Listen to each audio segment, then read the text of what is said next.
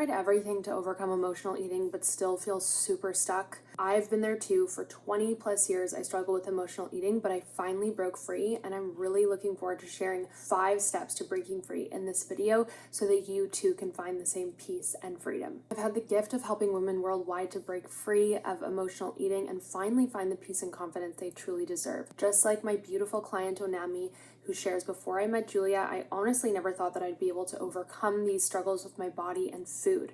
Now my days of calorie counting and dieting are finally over. I don't indulge in any self-sabotaging behaviors like emotional eating anymore, and I'm the most confident I've ever been in my body image and in my life.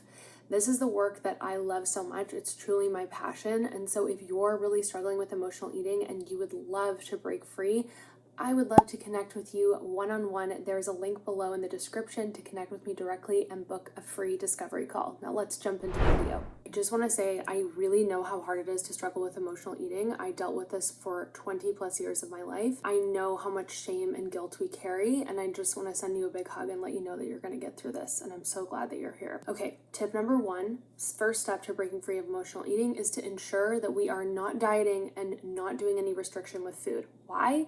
Because restriction drives behaviors like emotional eating. When you restrict food all day and you have all these harsh rules with food, it trains your brain to want to go off script, be a little rebel, and start consuming those foods. So the second you tell yourself you can't have something, guess what? That's what your brain wants. That's all it wants, and that's all it focuses on. Ironically, people are very afraid of having freedom with food because they think it means I'm going to eat everything in sight. But the truth is, when you have no limits, it becomes very uninteresting. You may think it's really exciting and you're going to go binge on pizza for the rest of your life, but you would really find that when there isn't that charge around those specific foods, our brain doesn't find it exciting. It doesn't light up around those foods. It no longer is this addicting thing. So I know it's hard to wrap your head around, but please make sure that you are eating enough food throughout the day and that you are practicing having a peaceful relationship with food, because that is a key foundational step to breaking free of binge eating and emotional eating. If we continue to have rules and restriction around food,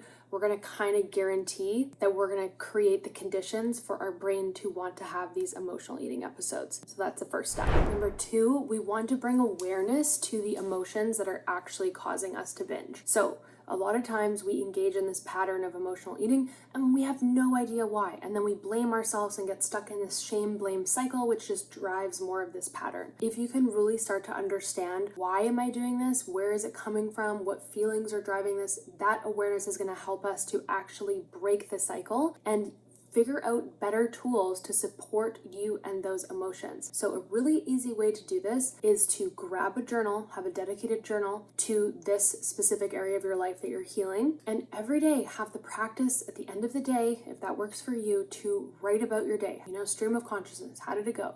And if you had an emotional eating episode, get curious around how you were feeling before that. What can you notice? What sort of trends are you aware of? And if you track this over the course of a week, 2 weeks, and you go through those journal entries, you're really going to be able to discover, what are those key emotions that I've been feeling? What are those key situations in my life that have been really stressful for me? Because that we can then deal with, right? If we don't know what's driving the emotional eating, well, we're not going to be able to solve the root cause. So I love to journal, give yourself enough time, set a practice, review, circle, highlight, get curious, get inquisitive. This is also a very deeply cleansing and healing process. Something really cool happens when our brain journals. It actually seeks to solve the issues as we are writing, and it's extremely cathartic while also supports regulating your nervous system. So endless bonus. Homework is to get a journal, track yourself for a week, 2 weeks, use this practice, comment below and let me know what you've noticed afterwards. Number 3, we want to regulate our nervous system. So the reason why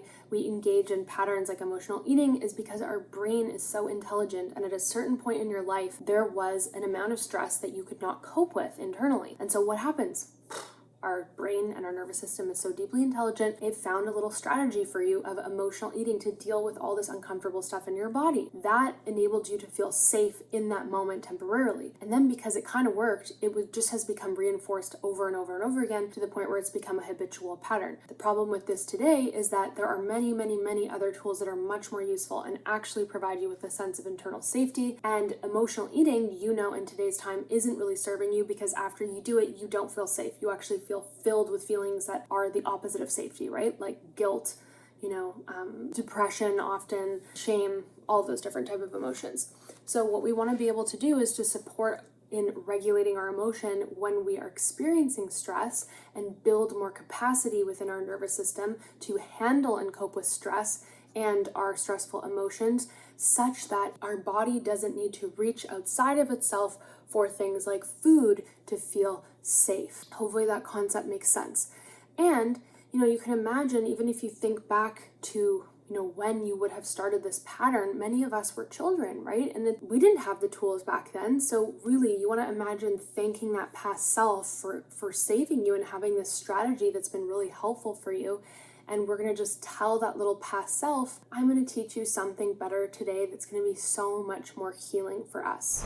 Problems that people tend to make when they're trying to heal emotional eating is they just have this all or nothing mentality that goes, well, I'm just going to stop tomorrow and I'm just going to use willpower and tell myself you're not going to do this tomorrow, and somehow that's going to be deeply successful. Because this pattern has been used to help us to feel safe, if you just rip something away from yourself that you've used to feel safe your entire life, what do you think is going to happen? That part of you that's used this strategy forever isn't going to like that very much, and it's going to often double down on this strategy to show you we still need this. So what we need to do is actually teach this part of you something much more effective so that it can start to release this pattern because it has something else to rely on. So that's what I'm going to teach you. And please remember, if you're deeply struggling with this and you need support, I'm here for you, and there is a link below in the description to connect with me directly one-on-one and to book a discovery call with me. Life-changing tools is something called EFT, aka tapping, to process your emotions so that you can actually feel more regulation in your body, which in turn completely transforms this pattern. So I'm going to teach it to you right now, and this is something that I want you to keep practicing. I'm a master certified practitioner of conscious EFT, so you're in very good hands. And this is what we do. So you just start tapping on the side of the hand here, and you're going to tap on these same points as me if you're able to, and just follow along with me. And we'll notice how your body feels after we do this. So this is the first point. Second point is between your eyebrows. Third point, side of the eye. Under the eye. Doesn't matter if you tap on the right or left side of your body. Under the nose.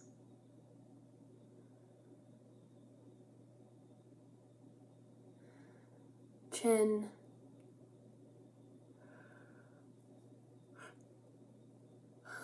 Yawning is very customary to this technique. Collarbone point. And then we go under the armpit, so side on your side, underneath your armpit, and then top of the head. That's all of the points. So one of the most effective things you can do for yourself is set a timer, and every day just do 5 minutes of tapping like this, continuously in this order, cycling through the points. You don't have to force yourself to think anything. That's the beautiful thing about it. It's not like meditation where we're trying to, control our thoughts or focus on them. You just get to be. So just tapping through these points for 5 minutes every day is going to help to build capacity in your nervous system. It's going to help to regulate your emotions. And the more we do this, the more we don't need the pattern of emotional eating. You're going to see how this directly correlates to a reduction in emotional eating. And the less we do something, the more our brain understands, hey, Giulia doesn't do this very much anymore. I'm going to start to weaken this neural pathway. And eventually what happens is we stop doing it because we don't need it to do it anymore. Our brain just learns to decondition that out of our memory. So pretty cool. The other thing you can do with tapping here is that if you notice yourself having some emotional intensity, let's say you're really upset about something and you know that's going to drive some emotional eating, if you have the ability, just in that moment, start tapping and keep tapping until you feel the intensity come down. You can take a little rating on a scale of 1 to 10. Notice if you're feeling 10 out of 10 shame or anger, and keep tapping until you feel that intensity come down below a 5. And that also is going to work miracles for you breaking free of emotional eating in that moment. So it's going to be pretty amazing. So keep tapping and witnessing the amazing benefits that come from this. Number 5 is getting the right support. One of the things that drives this behavior of emotional eating and continues to strengthen it is being in this alone. So many of us feel that we should know how to heal this on our own, and we really blame and shame ourselves for the fact that we're still struggling with this. Many of us don't feel able to talk to our family and friends about this, and we really suffer in silence and in isolation. And all those emotions are very low vibration, intense emotions, which further drive the behavior and just encourage it. So I really encourage you to reach out for support, work with the right practitioner who can really help you to overcome this, and really understand it has nothing to do with willpower. It has nothing to do with determination. Once your brain has been programmed to do something over and over and over again, it's the default network that your brain runs on. And anytime we get super stressed, we have least amount of energy and resources available to try something new. So our brain will reliably go back to what it's known its whole life. And so really having someone to walk you through the proven strategies and tools to overcome this, and most importantly, have compassion and love and understanding for yourself as you do that, is going to be key to your healing. So if I happen to be a person that you are curious about learning more and working with, then I would love to support you. Again, you can book directly with me or right here, and I would love to connect with you. You're gonna get through this. Trust me. Oh my goodness. I thought I would never get through this, and now this is what I have the gift of helping women worldwide to break free of. And I really specialize in helping women who have tried everything and still feel convinced that they'll never break free. So you are not alone. Your story is no different. Your success is inevitable. I will see you again in the next video, and I think this one right here would be really helpful for you if you want to check that out next.